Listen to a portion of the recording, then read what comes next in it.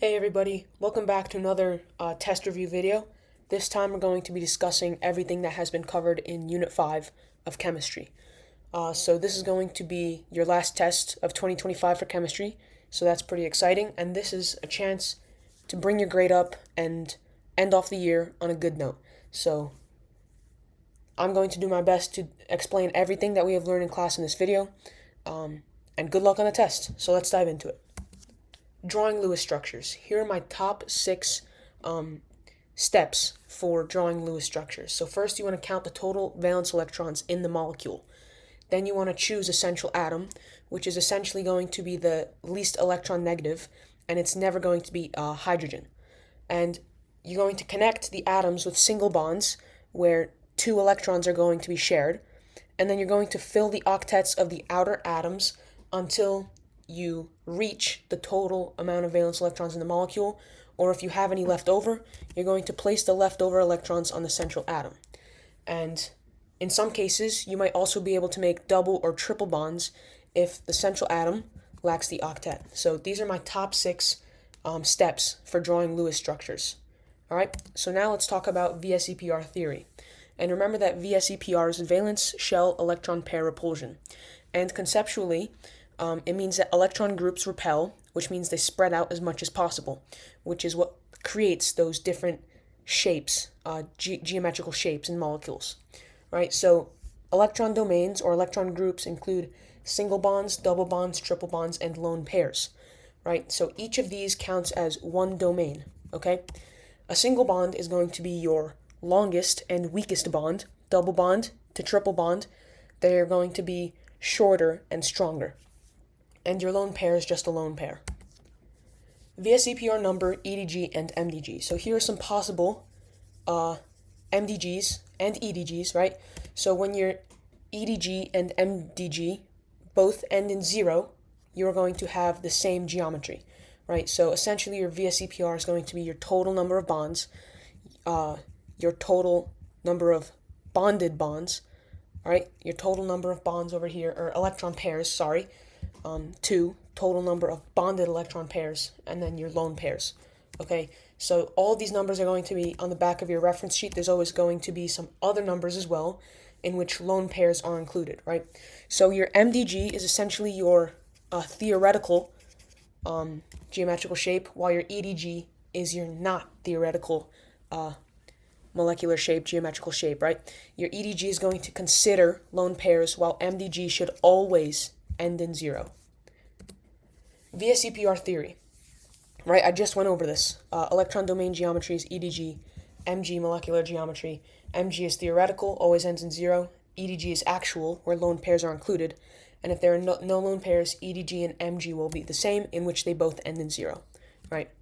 Moving on, common MDGs with lone pairs, right? So your AXE formula is where you have a central atom, bonded atoms, and then your total number of lone pairs. So if you have just these couple examples, you can see that we have A, the central atom, X, 2 bonded atoms, and E, the number of lone pairs, and this is the shape you are generally going to get, right? You don't need to remember this or memorize this.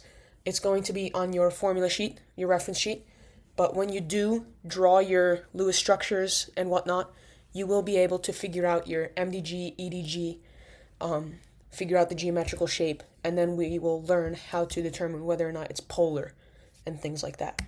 Moving on to bond angles, and this is something you probably won't need to memorize for the quiz, but it is generally good to understand. So for different geometrical shapes of these molecules, you're going to have different angles created with the central atom and the bonds, right? So for example, in a linear bond, you have a central atom and 2 bonded atoms to that central atom. Now visualize this, okay? The angle between the central atom and the 2 bonded atoms is going to be 180 degrees because it is linear, right? So understand that all of these different geometrical shapes have different bond angles created between the central atom and the bonded atoms, right? And this is a good way to visualize the geometrical shapes of these molecules, as you're going to need to know this for polarity, electron negativity, and things that we're going to discuss soon in this video. Moving on to symmetry and dipole cancellation, and this also pertains to these bond angles in 3D geometrical shapes, right? So we're going to be discussing symmetrical molecules and asymmetrical molecules, right? So if a molecule is symmetrical, bond dipoles will cancel out. You will probably have same surrounding atoms, same bond lengths, and same angles. And this is where you will get a nonpolar molecule. Symmetrical molecules, nonpolar molecules. Asymmetrical molecules, dipoles, do not cancel out. And this is where you're probably going to have lone pairs on a central atom, different surrounding atoms, unequal bond strengths. And this is where you will get a polar molecule.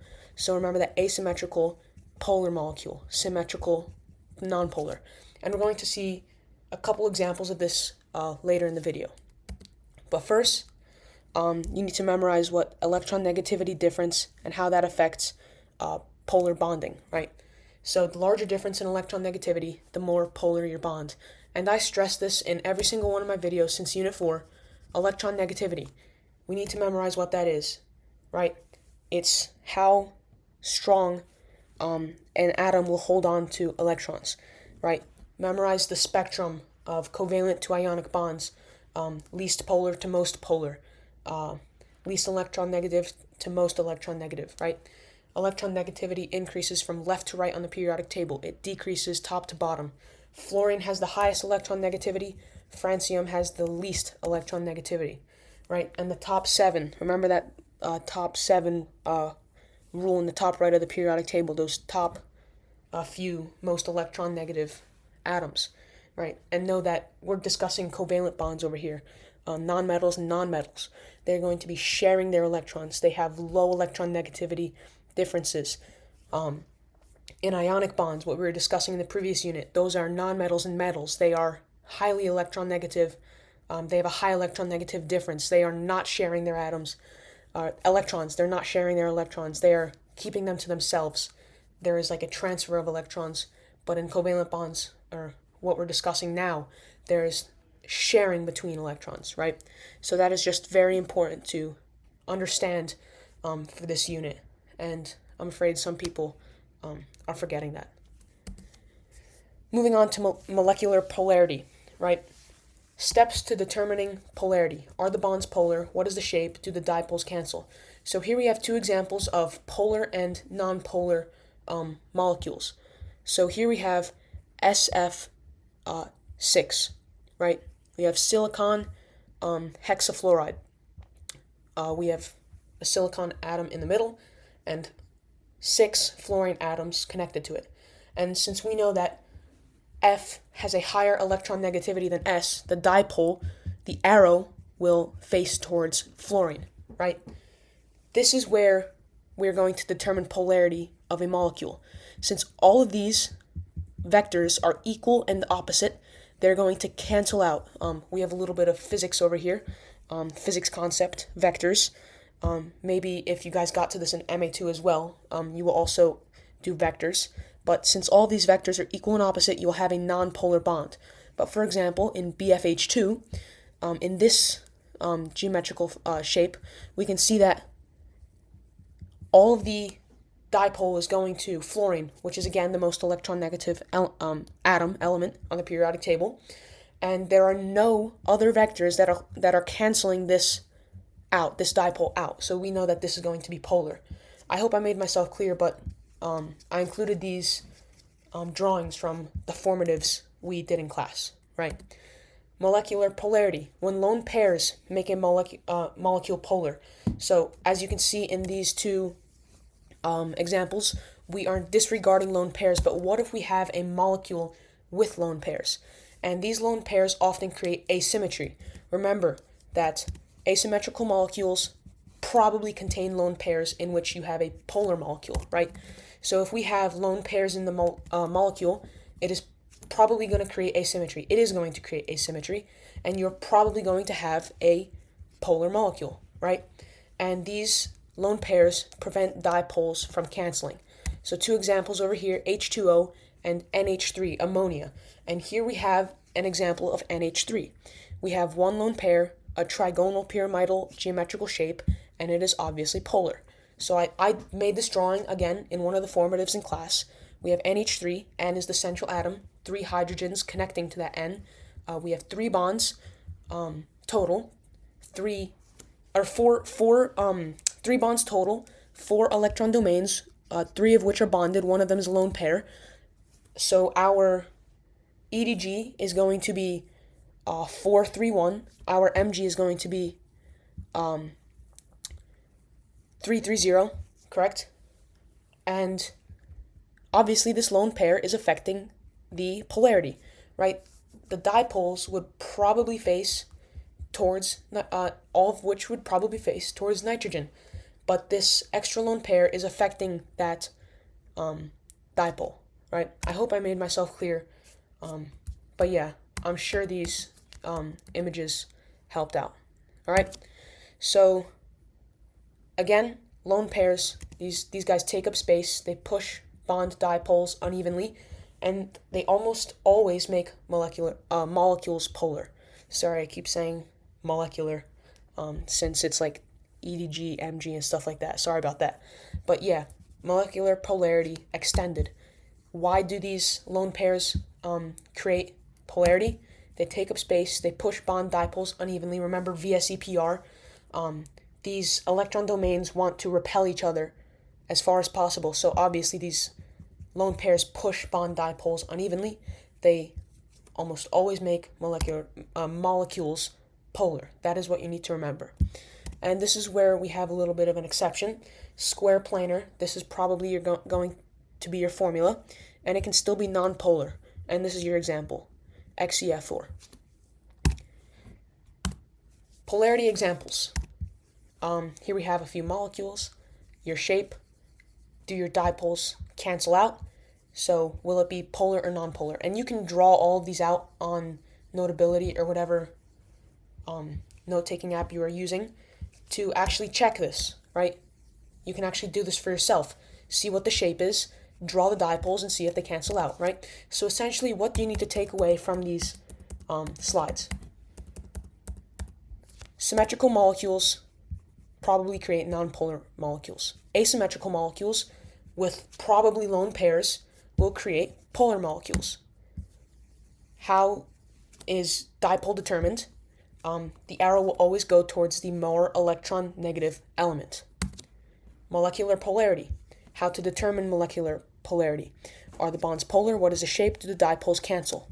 If the dipoles cancel, you have nonpolar. If the dipoles do not cancel, you have polar. How do lone pairs affect these dipoles and polarity? They take up space, they push bonds unevenly, and they always almost make moleculars polar. Comparing molecules, H2O versus H2S. This did show up in the Unit 5 test review, so I'm going to include it as a brief concept in these slides, okay? So both of these are bent. H2O is more polar. CF4 versus CBr4. Both tetrahedral, both nonpolar. XeF4 versus SF6. Both nonpolar but different geometries, right? So this is just, you're going to draw each of these, figure out the MG, EDG, and then figure out which one's more polar, right? This did show up in the formative, once again, Unit 5 test review, so I'm just going to include it anyway. So my test strategy. This is my biggest advice to you guys right now. Draw the Lewis structures, figure out the VSEPR numbers, EDG, MGs, figure out the shape, figure out the dipoles, determine polarity. That is how you're probably going to do an FRQ on the test, right? And when you're drawing these Lewis structures, remember that you need to state how many total valence electrons are in the molecule, right? Draw it, figure out the VSEPR numbers, shape, dipoles, polarity, as I just said, right? That is the biggest test strategy. And last thing, I highly encourage all of you guys to go back through all of the formatives we did this unit, 5.1 all the way to 5.8. Go through those formatives, review the questions, take screenshots of the questions that you don't understand, come back to them in an hour or so, figure out why you didn't understand them, and fix them, right? So thank you guys so much for watching this video. Subscribe if you haven't. I know I've been saying that a lot like a typical YouTuber, but yeah, subscribe and use the Google form in my YouTube bio to set up a one-on-one tutoring session if anybody needs it. So yeah, thank you guys so much. Good luck on the test, and my next video will probably be in 2026. Happy holidays. I am signing off.